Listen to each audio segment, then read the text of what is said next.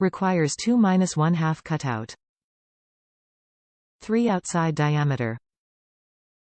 Top reviews from the United States. All in all, a great improvement over original. The diameter was slightly different than the ones I currently had on my boat, so I had to enlarge the hole with a hole saw. A little difficult, when there is already an existing hole. Considering I had to buy 6 of them, I felt it was a little pricey, but they look and work great.